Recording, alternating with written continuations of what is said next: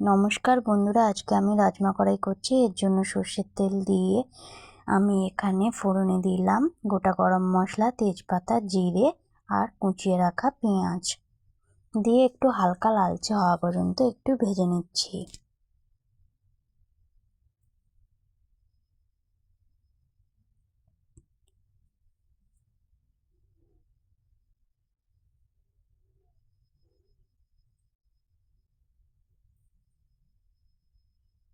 এখানে আমি 1.5 চামচ মতো আদা রসুনের পেস্ট দিয়ে দিলাম। একটু ভেজে নিচ্ছি আদা রসুনের যাতে কাঁচা গন্ধ না ছাড়ে।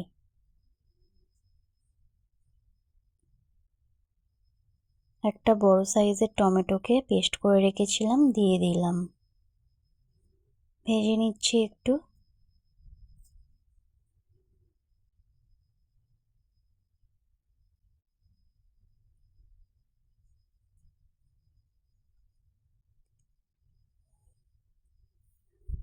এবার আমি একে একে মশলা দিয়ে দেব। হলুদ, লঙ্কা গুঁড়ো, কাশ্মীরি লঙ্কা গুঁড়ো,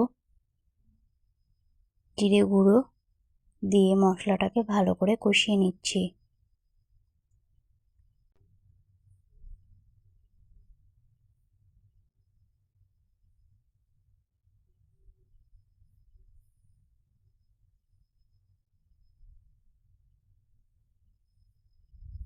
আমার এখানে তেল ছেড়ে এসেছে। এবার আমি চিনি দিয়ে দিলাম, দিয়ে আর একটু ভালো করে কষিয়ে নেব।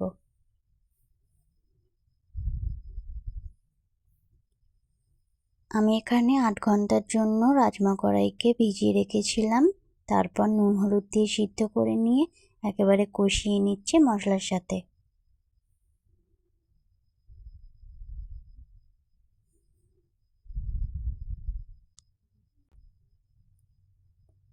কষানো হয়ে গেছে, এবার আমি জল দিয়ে দিচ্ছি। দেখুন বন্ধুরা, এতটা পরিমাণে জল দিয়ে দিয়েছি।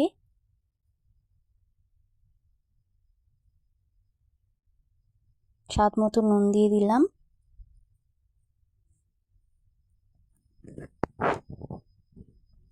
ফুটে উঠেছে, এবার কাসুরি মেথি ওপর থেকে দিয়ে দিলাম।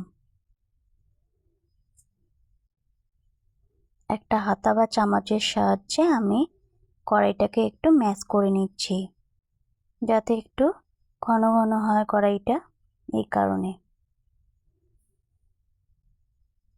ঠিক এই রকম ঘনত্বের হবে। কড়াইটা কিন্তু একদম রেডি হয়ে গেছে।